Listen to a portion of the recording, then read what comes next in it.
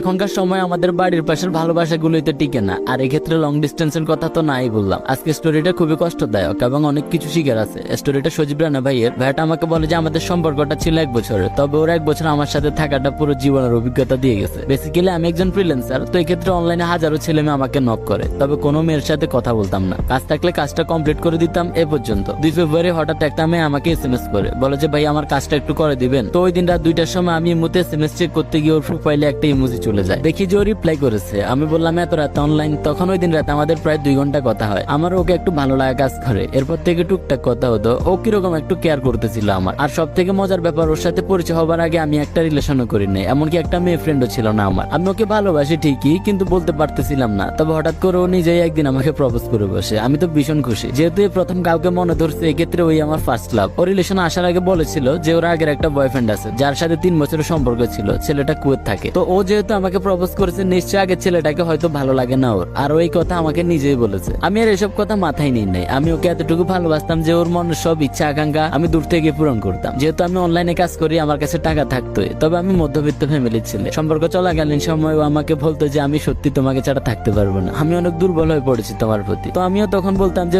কোনো চিন্তা করেন না, হয়তো আমরা এক হবো। আমার বাড়ি ছিল জামালপুর আর ওর বাড়ি ছিল দিনাজপুর। তো এক্ষেত্রে মাঝামাঝি পথটা ছিল প্রায় 320 কিলোমিটার। আর এই কারণে ও সবসময় আমাকে ভিডিও কল করতো। তবে এই মোবাইলে দেখে একজনকে তার মনে শান্তি মিলতো না, প্রচন্ড কান্নাকাটি করতো। মাঝে মাঝে আমারও ভীষণ খারাপ লাগতো। প্রতিটা সম্পর্কে তো টুকটাক ঝগড়া হয়, আমাদের এসব ছিল না। ভীষণ ভালোবাসতাম ওকে। ও আমার থেকে 1 বছরের সিনিয়র ছিল। তো ও বলতো আর আমি অবস্থিলের মতো বসে বসে শুনতাম। সম্পর্কের কয়েকটা মাস যাওয়ার পর আমাকে বলতো যে দেখো সজীব, মনে হয় তুমি আমাকে পাবা না, কারণ হচ্ছে তুমি 1 বছরের ছোট আমার থেকে। আর তুমি যে কাজটা করো অনলাইনে, এটা আমার ফ্যামিলি হয়তো মানবে না। ওর কথাগুলো শুনতাম আর রাতে পাগলের মতো কান্না করতাম, কিন্তু কখনো বুঝতে দিই নাই ওকে। শুরুর দিকে দুজনে মিট করার জন্য মনটা ছটফট করতো, যেহেতু জামালপুর থেকে ওর কাছে যেতে 320 কিলোমিটার। তো এই ক্ষেত্রে এটা আমার কাছে অনেক কঠিন ছিল। আর আমি কোনোদিন এত লম্বা সফরে বেরো হই নাই। আমি একদিন বলি যে দেখো আমাদের সম্পর্কে তো অনেকদিন হয়েছে, আসো প্রথমবারের মতো একটু দেখা করি। ও আমাকে বলে যে অক্টোবরের 5 তারিখের আগে দেখা করতে। তো আমি জানতে পারলাম যে 5 তারিখে ওর আগের বিয়েটা দেশে আসবে। পরে আমি সিদ্ধান্ত নিই এবং বেরিয়ে পড়ি ওর সাথে দেখা করার জন্য। 28 সেপ্টেম্বর আমি বাইর হই এবং 30 সেপ্টেম্বর আমি দেখা করি। প্রথম দেখাতেই ওকে আমি জড়িয়ে ধরি। ওই দিনটা আমার পুরো জীবনের স্মৃতি হয়ে রয়ে যাবে। জামালপুর থেকে দিনাজপুর, জীবনের প্রথম ভালোবাসার মানুষের সাথে দেখা মানে বুঝে নিত। ও আমাকে ওই দিন আসতে দিতেছিল না, আমারও থেকে যেতে ইচ্ছে করতেছিল।